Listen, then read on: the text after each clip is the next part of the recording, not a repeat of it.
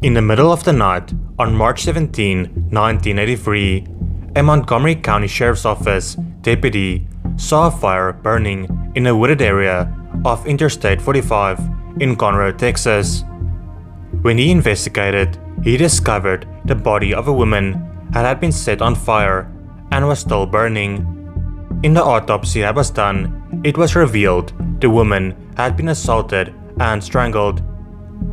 Investigators were unable to identify the woman, but they were able to collect male DNA from her body.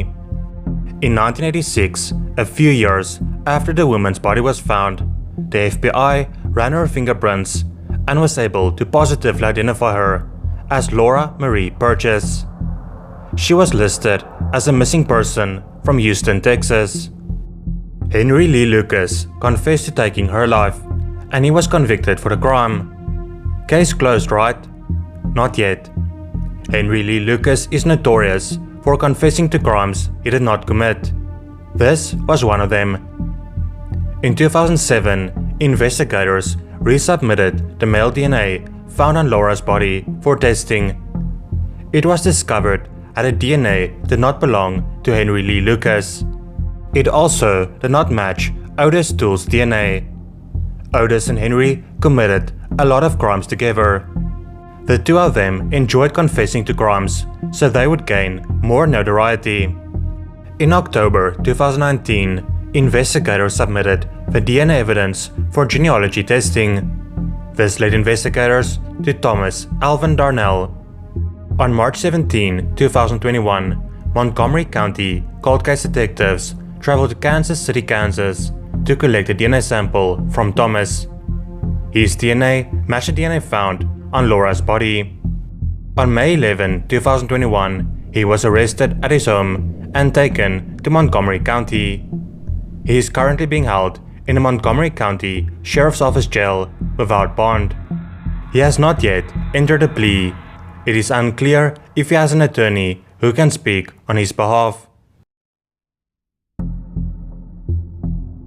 46-year-old Holly Simmons lived in Llano County, Texas in 2006 with her 17-year-old daughter.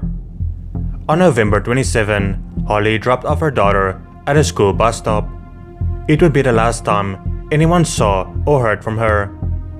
The next day, her daughter reported her missing because Holly never made it home. Her house was examined for evidence, and neighbors, co-workers, and associates were interviewed by investigators.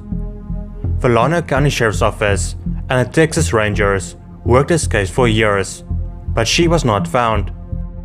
Then in 2009, a recreational diver found a submerged aluminum boat at the bottom of a lake close to Holly's home. Her body was discovered at the bottom of the boat, with concrete bags placed over her. In 2016, the Texas Rangers Unsolved Crimes Investigation Program began to review the case.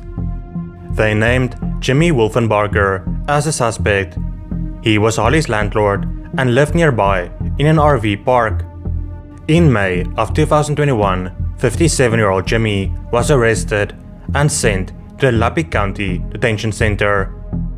Holly's brother, Paul Wishman, had this to say: "Hopefully he doesn't get away, and hopefully they've got a good case, and justice will be served for her, her kids, her grandkids, and the rest of the family."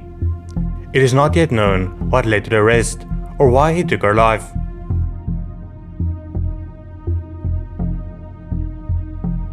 "91-year-old Leola Jordan lived in Picayune, Mississippi in 1998.